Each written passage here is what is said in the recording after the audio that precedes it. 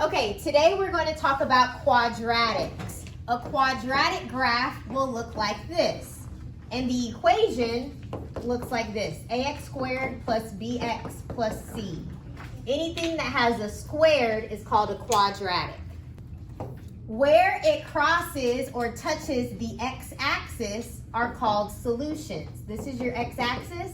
This graph right here has one solution, one x-intercept.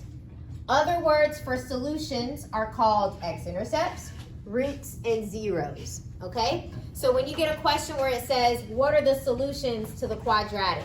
They mean, what are the x-intercepts? When they say, what are the roots to the quadratic? They're asking, what are the x-intercepts? Before we get started, let's talk about what type of solutions you're going to encounter. Sometimes it might look like this, where you have two x-intercepts. Sometimes it might look like this, where you just have one x-intercept. Sometimes it may not touch the x-axis at all. That means you have no real solutions and no x-intercepts. Now, you can tell how many solutions you're going to have based off of the discriminant. And the discriminant is b squared minus 4ac. Does anyone recognize this? You should have seen it before. Does it look familiar? Wait, where? Yes, it's within the quadratic formula. So you don't have to write this down. However, the quadratic formula is x equals negative b plus or minus square root b squared minus 4ac all over 2a. This b squared minus 4ac is called the discriminant. That's what we're going to focus on today. Wait, in the future, are we going to have to use that whole equation? Yes, in the future we will use this whole equation, okay? However, today we're just focusing on this part, which is called the discriminant, okay? The discriminant will tell you how many solutions you'll have. And how many solutions you have, you'll either have 2, 1, or none, okay? The discriminant will tell you how many you're going to get.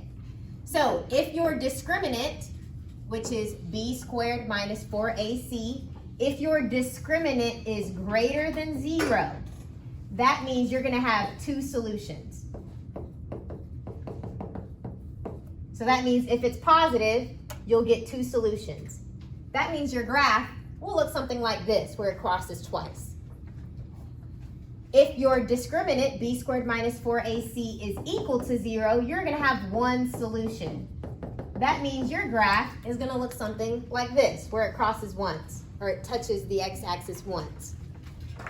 If your discriminant is less than 0, meaning it's negative, if you get a negative for your discriminant, that means you will have no real solutions, 0 solutions. And it will look something like that, where it never touches the x-axis. So your discriminant will tell you how many x-intercepts to expect. So let's do an example. This is your A value, this is your B value, this is your C value. A is 2, B is negative 4, C is negative 3. We're going to use the formula b squared minus 4ac. This is the discriminant. Now we're just going to substitute our values. So I'm going to erase this b and put negative 4. Erase the a and the c and plug in 2 and negative 3. Wait, is there a reason you didn't do like the x's and x squared? These a, b, c, this is just the coefficient. Good question. Wrong. Great. Happy Is it what? 40. Yes. Wait. Okay. What you do? When you multiply negative by negative, It turns to a positive. Okay. Good. Guys, that's the fact we're forgetting. Negative times a negative is a positive. So guys, negative 4 squared. So that means negative 4 times negative 4, you should get a positive 16. Minus, there's a minus sign. Let's evaluate these 3 numbers. I like to put it in a box, okay? 4 times 2 is 8. 8 times a negative 3 is a negative 24. Now I have these 2 symbols. Minus and a negative, what does that become? Plus. A plus. So 16 plus 24, you get 40. Hold on, let me write that. So I like to put these three numbers in a box. That helps me separate and organize my negatives because they can get confusing. Okay, so guys, because my discriminant is 40, how many solutions would I have? 2. I don't know what this is going to look like, but maybe it looks something like this, where it crosses the x-axis twice, okay? Because my discriminant is positive. All right, let's try another one. We're going to graph this one. You guys know how to graph that. I'm going to let you guys do number 1. All right, so guys, if you use this equation, I'm going to make a table. If you plug in 0, you get 0. If you plug in a 1, 1 squared is 1. If you plug in a 2, 2 squared is 4. If you plug in a 3, 3 squared is 9. So that's 0, 0, 1, 1, 2, 4, 3, 9. So that's this side, but it needs to make a U shape. So let's plot some negative values. Negative 1 squared is 1. Negative 2 squared is 4. Negative 3 squared is 9. So it matches the other side. So this is your graph. From there, we can answer these questions. Your axis of symmetry. The line that goes down the middle crosses your x-axis at 0. So this is x equals 0. Your vertex is 0, 0. The domain, it will go forever to the right and forever to the left. So this is negative infinity to infinity. That would be interval form. If you wanted to do inequality form, that would be negative infinity to infinity. If you wanted to do set notation, you would say x such that x is within the real numbers. Those are the 3 ways you can write the domain. Your range, the very bottom is 0 and it goes up. So this is 0 to infinity. You could also write y is greater than or equal to 0, or a set notation. That's the format, and you put the inequality right here. So this is set notation, inequality, and interval. Let's talk about the discriminant. B squared minus 4ac. Looking at what I have, do I have a B and a C here? No. Okay, so B and C, those are just 0. What's my A value? X. Well, 1. 1, there we go. Your A value is 1. So I'm going to erase this and put a 1. Okay, 0 squared is just 0. 4 times 1 is 4, times 0 is just 0. So I get 0. According to your notes, when your discriminant is 0, how many solutions will you have? 1. And that's what I have right there. So the discriminant will tell you how many solutions you get. So let's try another example. Let's figure out via the discriminant how many solutions I'm going to have. So B is 2. Your A value is 1. And your C value is negative 1. So 2 squared is 4 minus, I like to put this in a box. 4 times 1 is 4, times a negative 1 is a negative 4.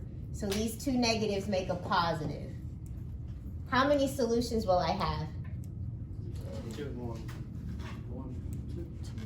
Your discriminant is 8. That's positive, right? Yeah. Look at your notes. What did we say? 2. 2 solutions. If your discriminant is greater than 0, you get 2 solutions. So when I graph this, I should have 2 x-intercepts, 2 solutions. So let's go ahead and graph it. Okay, please write this down. To find the x value of the vertex, do negative b divided by 2a. this is how you find the x value of the vertex. The b value, this is your b value, which is 2. Don't erase the negative, that's a part of the formula. That stays there. Your a value is just 1. You can imagine a 1 right there. So this is negative 2 over 2, which is just negative 1. So the x value of your vertex is negative 1. What do you think we should do to find the y value of the vertex? Plug X in. Yep, we're gonna plug this into the formula, to the equation. So that's what I'll do. So this is, I'm gonna plug in a negative 1 plus 2 times negative 1 minus 1. So this is the equation. I just replace these x's with negative 1's. So negative 1 squared is a positive 1. 2 times a negative 1 is a negative 2.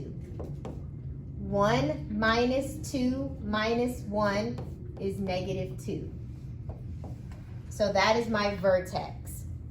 Go ahead and plot your vertex. I'm going to put it over here. Negative 1, negative 2. This is your vertex.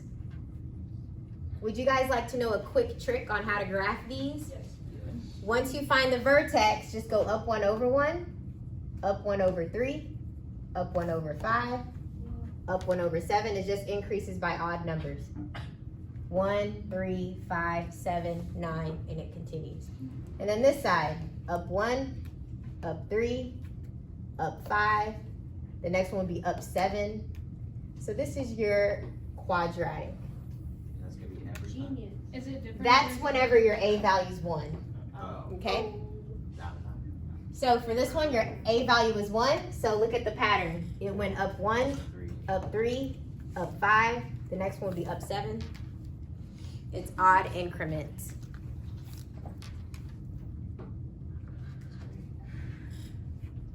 Okay, so we have our graph. And guys, didn't we say there would be 2 x-intercepts? Yep, it crosses twice because our discriminant was positive. All right, now if we answer these questions, the axis of symmetry, if you split it down the middle, it's at -1. So that's x equals -1. Your domain, that's all real numbers, -infinity to infinity. And your range, everything is above -2. So I can say y is greater than or equal to -2. You could also say -2 to infinity. Let's talk about the discriminant first, because that's the important part of this lesson. All of this stuff we already know how to do. What's new that we're talking about today is the discriminant. So your b value, what's the b value? 8. -8. -8, there we go. My a value? -1, good. And my c value? -17. All right, guys, go ahead and calculate my discriminant. So -8 squared is a positive 64. Then minus, I like to put this in a box so we don't confuse our negatives. Okay, I know these two negatives are going to make this thing positive, okay? 4 times -1 is -4. -4 times a -17 is a positive 68, okay?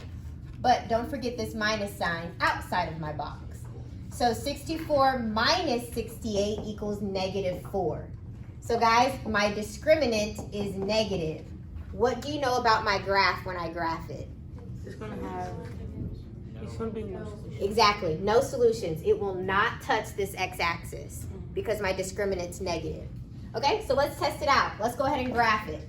So guys, in order to find the x value of the vertex, the formula is -b over 2a. What is my b value? -8. So these two negatives will make it a positive 8. My a value is -1. So that's here. So I get -2 in the denominator. This becomes a -4. So that is the x value of my vertex. How do we find the y value of the vertex? Yep, you plug it back in. I'm just gonna write it. Okay, now we're just gonna plug in a -4. Let me know what you guys get. I want everyone to get the same answer. These negatives need to not trip us up anymore. We need to do exponents first. -4 squared is 16. And then you still have this minus in the front. -8 times -4 is a positive 32. And then you have this minus 17. We're gonna move left to right. -16 plus 32 is 16. And then you have minus 17. You should be getting -1 for your y value of the vertex. So you plot this vertex, right? How do we know it's negative? Because it's negative in the front, yes. So it needs to be facing down. What did we also say about the discriminant? That it's not supposed to touch the thing. Right, it's not supposed to touch the x-axis, right? So we can't go this way or else it would touch the x-axis twice. And our discriminant was negative, meaning it shouldn't touch the x-axis at all. So we have to be graphing down. So we're gonna go 1, 3, 5, and then 1, 3, 5. Oh, okay, it's easier now. I understand. There we go. I understand it.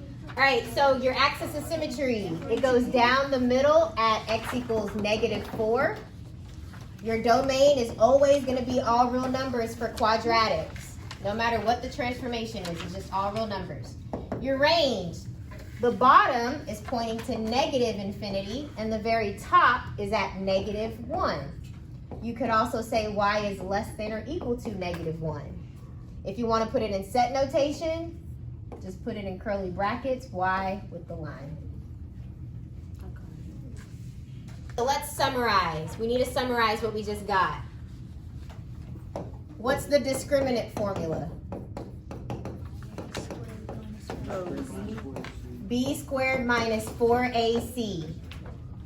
Okay, so guys, if I get a graph that looks like this, what do you know about the discriminant? No solution. No solution. What do you know about the discriminant though? Oh, it won't touch that. It's negative. It's negative. This means your discriminant was a negative number because it's not touching the x-axis. What if your discriminant looks like, or what if your graph looks like this? What do you know about the discriminant? Yep, it's more than, it means it's positive. Remember, when your discriminant is greater than 0, it's 2 solutions? Okay, so that means your discriminant is positive, some positive number. What if your discriminant, what if your graph looks like this, where it has 1 solution? Your discriminant was 0, okay? All right.